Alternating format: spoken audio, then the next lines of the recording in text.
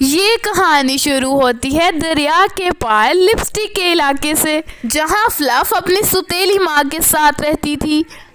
فلف کی ماں ایک چور تھی، وہ سارا دن لوگوں کا سونا چوری کر کے لاتی اور فلف سارا دن گھر کے کام میں مصروف رہتی۔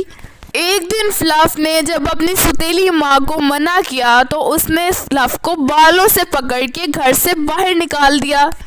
فلف کی ماں اسے ایک جادوگرنی کے پاس لے گئی اور وہاں جادوگرنی نے اسے ایک مچھلی میں بدل دیا۔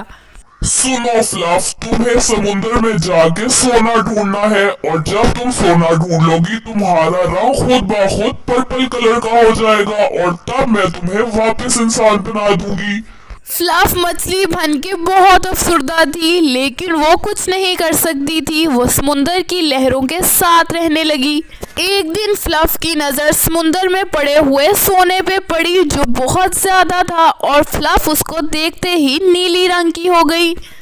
فلف کو سونے کا پتہ لگ چکا تھا اور اس کے نیلے رنگ کی وجہ سے وہ پورے سمندر میں الگ نظر آتی تھی۔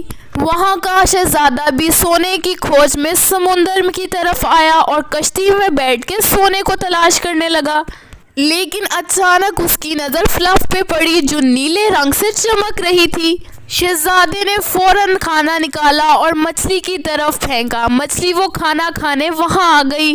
شہزادہ روز سونے کی کھوج میں سمندر کے پاس آتا اور وہ فلف کو کھانا دیتا، لیکن ایک دن فلف کی ستیلی ماں سمندر کے پاس آئی اور فلف کو آواز دی، فلف تم کہاں ہو؟ تمہیں سونا مل گیا؟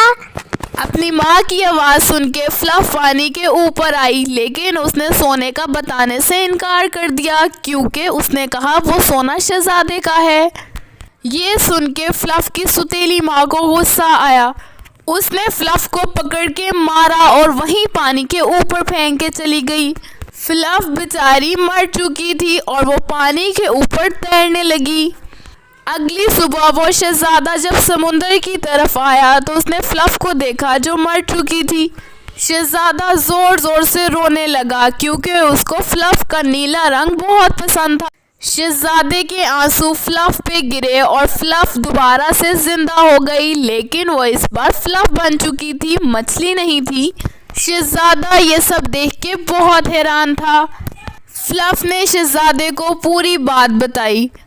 شہزادے میں جانتی ہوں سمندر میں سونا کہاں ہے، آپ وہاں جا کے سونا لے سکتے ہیں۔ فلف نے جو راستہ بتایا تھا وہاں جا کے سونے کو نکالا گیا اور وہ سارا سونا شہزادے کو دیا گیا۔ شہزادے نے وہ سارا سونا غریبوں میں تقسیم کر دیا اور اس کی ستیلی ماں کو جیل بھجوا دیا کیونکہ وہ ایک چور تھی۔ شہزادے کی وجہ سے فلف کی مچھلی سے جان چھوٹ چکی تھی، اب وہ ایک فلف بن چکی تھی۔ اب شہزادہ اور فلف مل جل کر ہنسی خوشی رہنے لگے۔ اسی کے ساتھ یہ کہانی ختم ہوتی ہے۔ ملتے ہیں نیکسٹ سٹوری میں، تب تک کے لیے اللہ حافظ۔